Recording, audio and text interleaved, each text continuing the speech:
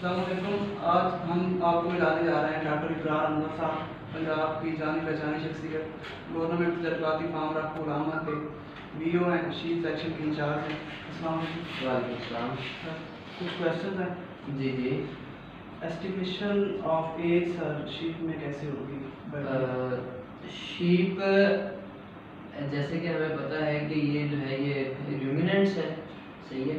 तो अपर इंसाइजर तो इनमें जो है वो एब्सेंट होते हैं, लोअर इंसाइजर बाय बर्थ इनमें जो है वो बच्चों में होते हैं, जिनको हम मिल्क टीथ कहते हैं, ठीक है। तो जो शीप गोट है इनमें डेंटिशन की जाती है एज की डिटर्मिनेशन के लिए। तो डेंटिशन इस तरह होती है कि मतलब कि एरप्शन होती है टीथ की ना, जैसे जैसे एनिमल की एज बढ़ती है तो टीथ की एरप्शन होती है, जो मिल्क टीथ हैं वो रिप्लेस हो जाते हैं परमानेंट टीथ के साथ। जब हम बात करते हैं इंसाइजर्स की, जो कि लोअर इंसाइजर होते हैं, अपर इंसाइजर जो कि बुआइंस के अंदर और जो कैप्राइन और ओवाइन है इनके अंदर एब्सेंट होते हैं। लोअर इंसाइजर में जब हम टीथ की डिटर्मिनेशन एज की डिटर्मिनेशन करते हैं with the help of dentition, तो उसमें ये होता है कि जब एनिमल की एज 12 माह से 15 माह के दरमियान होती है तो उस टाइम पे जो सेंट्रल इंसाइजर पेयर होता है ना वो इरप्ट हो जाता है। जो मिल्क टीथ होते हैं, सेंट्रल इंसाइजर होते हैं, वो रिप्लेस हो जाते हैं परमानेंट टीथ के साथ at the age of 12 to 15 month, या मैक्सिमम ये 18 मंथ तक जाएगा। 1 से 1.5 साल की एज में ये जो टीथ हैं, सेंट्रल पेयर जो होता है इंसाइजर का, जो कि मिल्क टीथ होते हैं, वो रिप्लेस हो जाते हैं। उसके बाद 18 से 24 माह की एज पे जो इसके सेंट्रल पेयर के साथ वाला जो पेयर होता है, लेटरल साइड पे जो पेयर होता है, वो भी रिप्लेस हो जाता है परमानेंट टीथ के साथ, जो दूसरे जो लेटरल इंसाइजर्स होते हैं। तो at the age of 2 years हम इसको कहते हैं कि ये एनिमल अब 4 टीथ हो गया है। At the age of 12 month या 15 मंथ ये 2 टीथ होता है, क्योंकि उस वक्त दो जो मिल्क टीथ होते हैं वो परमानेंट टीथ के साथ रिप्लेस होते हैं। और at the age of 2 years जो नेक्स्ट दो होते हैं वो भी रिप्लेस हो जाते हैं परमानेंट टीथ के साथ। हम कहते हैं कि ये 4 टीथ हो गया, या जिसे हम पंजाबी में या उर्दू में चौगा कहते हैं, ठीक है। At the age of 30 to 36 months, मतलब 3 साल की एज पे एनिमल के जो नेक्स्ट पेयर होता है लेटरल, बिल्कुल वेरी लेटरल साइड पे जो होता है, वो भी रिप्लेस हो जाते हैं, जो मिल्क टीथ है वो परमानेंट टीथ के साथ। तो एट दैट टाइम एनिमल की एज 30 to 36 मंथ, मतलब 3 साल होती है। तो इस बेस पे एज जो बेस है, इस बेस पे हम इनकी डिटर्मिनेशन करते हैं इसकी। क्लियर होगी ये बात आपको? पीरियड ऑफ शीप और गोट शीप और गोट का जो गेस्टेशन लेंथ है वो होती है 150 ± 5 डेज, ठीक है। 150 का मतलब है कि 5 महीने और 5 दिन, वो कम 5 दिन कम भी हो सकते हैं, 5 दिन ज़्यादा भी हो सकते हैं।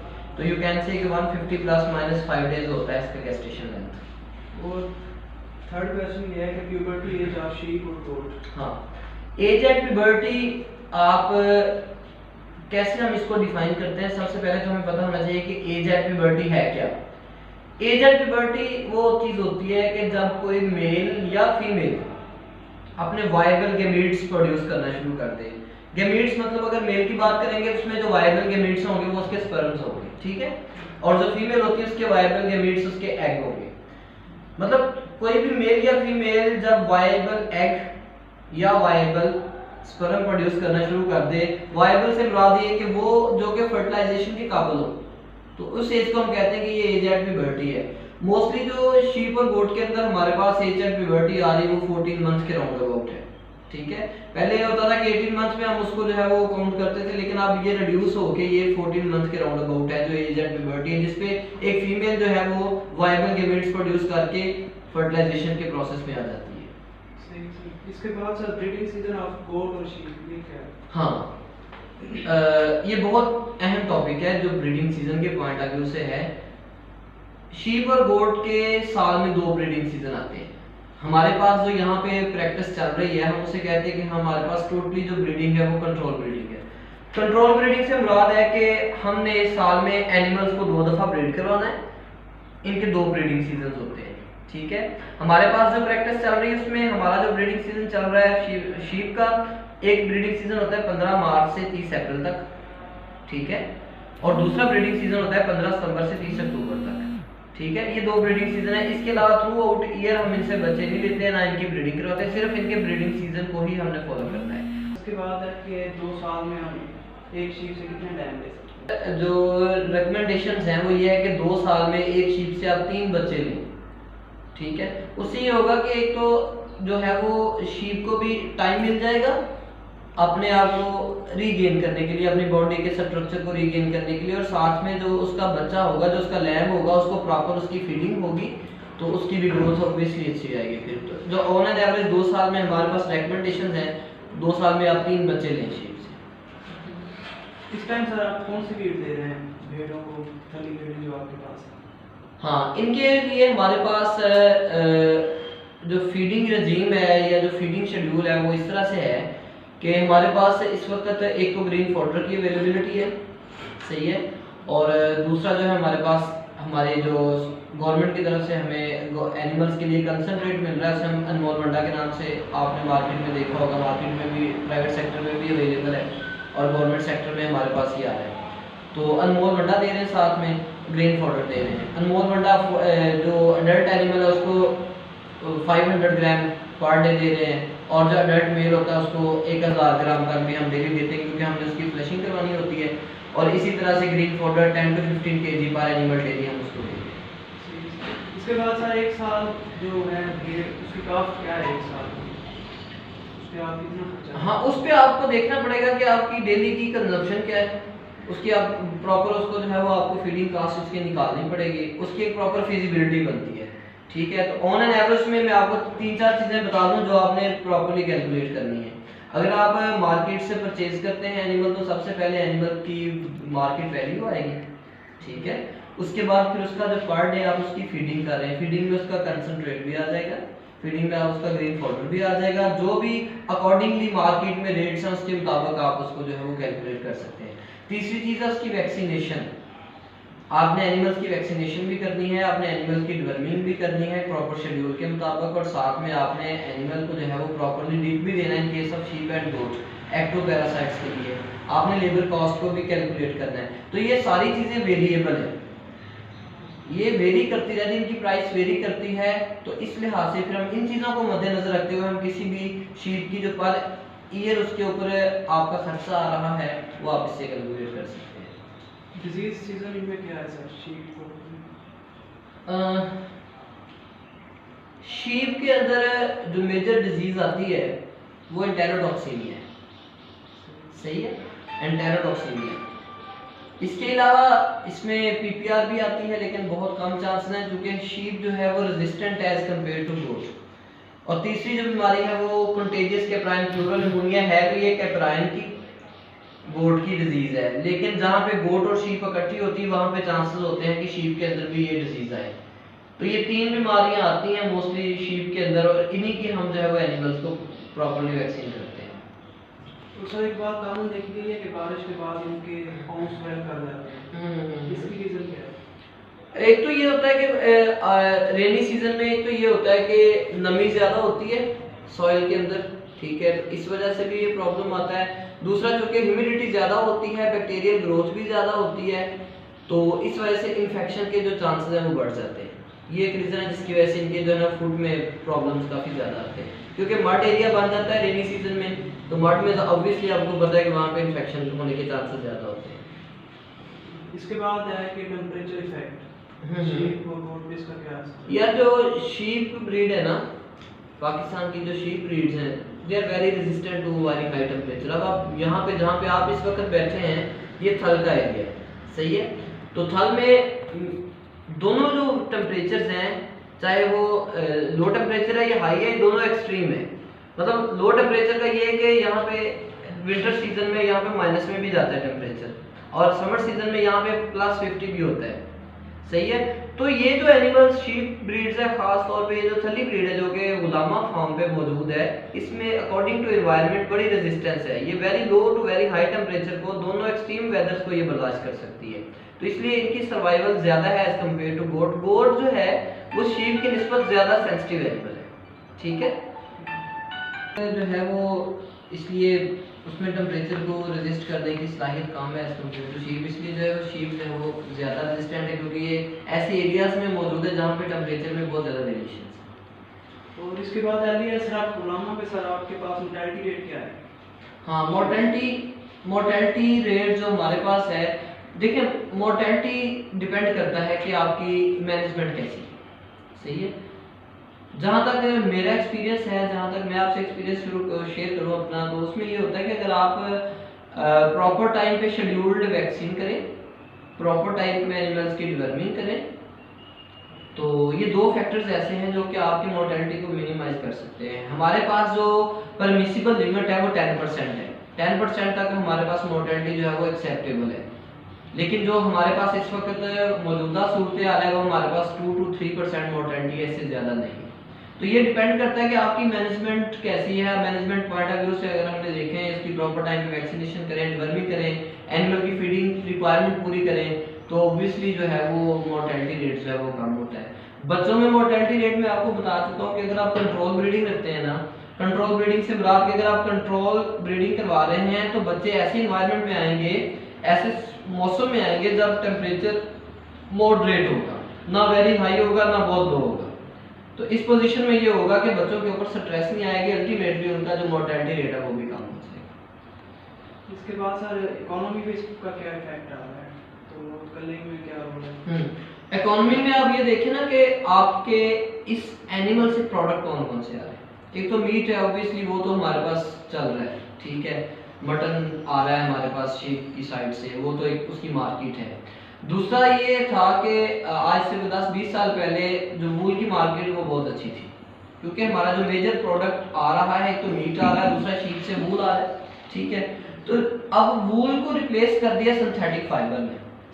जब से सिंथेटिक फाइबर आया, वूल के जितने भी इंडस्ट्री थी वो बंद हो चुकी है, तो इसलिए अब ये प्रोडक्ट हमारा ऑलमोस्ट जो है वो वेस्ट में जा रहा है।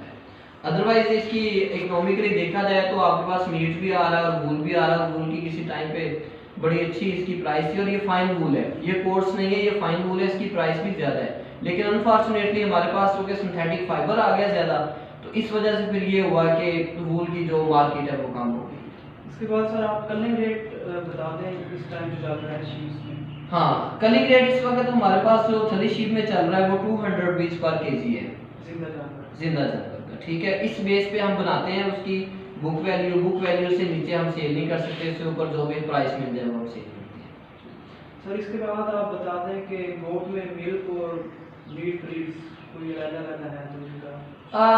गोट के अंदर जो मिल्क ब्रीड है ना, डीडीपी हमारे पास एक पंजाब की एक ब्रीड है, ये कोटंदू वाली साइड पे दायरा दीन का नाम, इसे पुअर मैंस कौ भी कहा जाता है, क्योंकि ये एट अ टाइम एक टाइम में 2 से 3 किलो दूध देती है, ठीक है। तो ये जो डीडीपी ब्रीड है गोट के अंदर, ये मिल्क ब्रीड है। बाकी जो है अब मोस्टली जो हमारे पास जो ब्रीड्स हैं वो मोस्टली हमारे मीट पर्पस के लिए यूज होती हैं, लेकिन जो डीडीपी है या उसके बाद बीटल है वो उसका भी कंपैरेटिवली बेहतर है दूध। लेकिन जो डीडीपी दायरा दीनपरा जो कोटंदू मुजफ्फरगढ़ वाली साइड पे है ना, इसमें जो है मिल्क प्रोडक्शन ज्यादा है as compared to other breeds of गोट।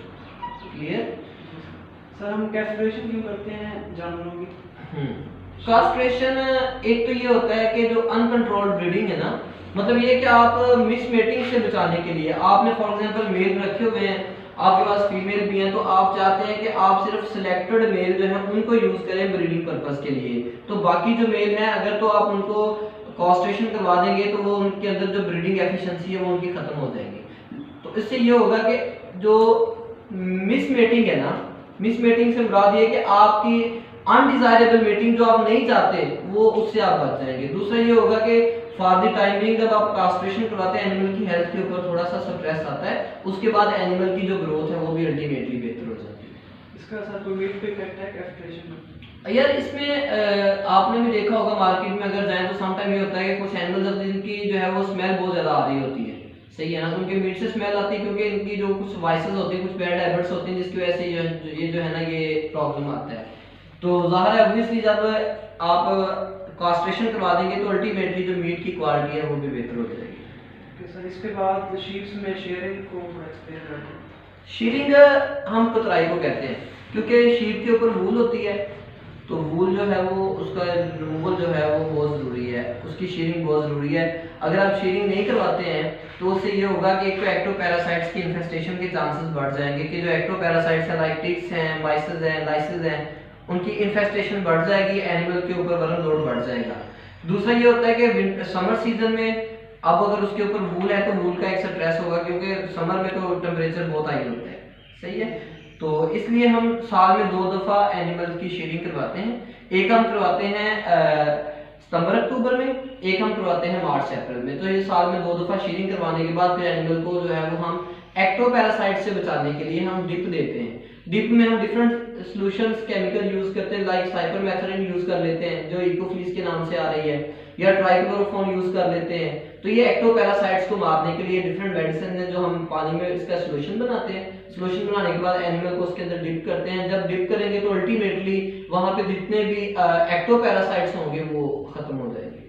इसके बाद सर वैक्सीनेशन आप करते रहते होंगे इसको भी? यस, वैक्सीनेशन करते नहीं रहते हैं, वैक्सीन बच्चे करते हैं, और वैक्सीनेशन जो है वो बहुत अहम है। कहते हैं ना prevention is better than cure, ठीक है। You have to prevent your animals from disease. तो इसके लिए आपने जो है वो एनिमल्स की प्रॉपर वैक्सीनेशन करनी है।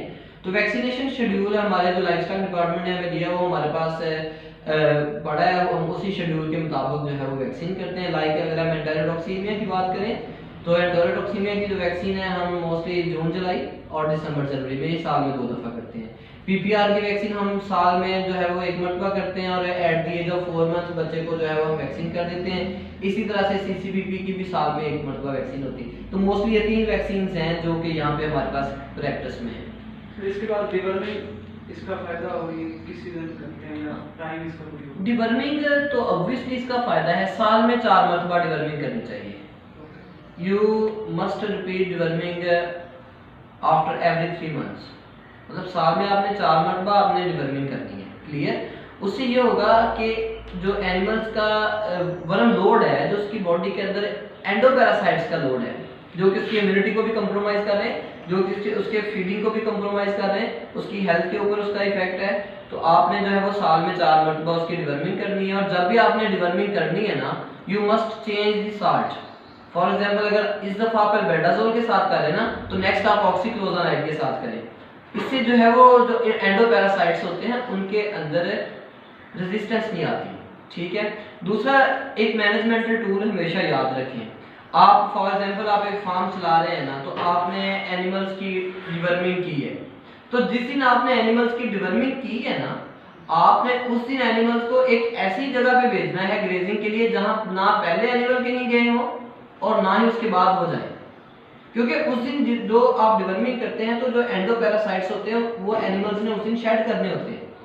तो फिर अगर आप ऐसी जगह पे भेज देंगे जहां पे ऑलरेडी आपके एनिमल्स ग्रेजिंग कर रहे हैं, तो वहां पे एनिमल्स के जो एनिमल्स जब वहां पे लार्वी शेड करेंगे तो वो तो वहां फिर एंडोपैरासाइट्स की इन्फेस्टेशन हो जाएगी।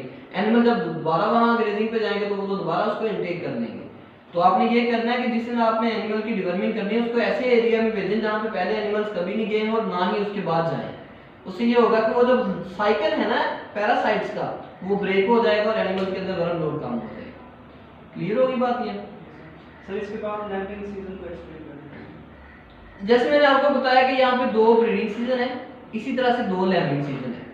अगर आप ब्रीडिंग करवा रहे हैं 15 मार्च से 30 अप्रैल तक, तो 5 माह के बाद भेड़ ने बच्चा देना है, या गोट है उसने 5 माह के बाद लैम्बिंग या किडिंग करनी है, ठीक है।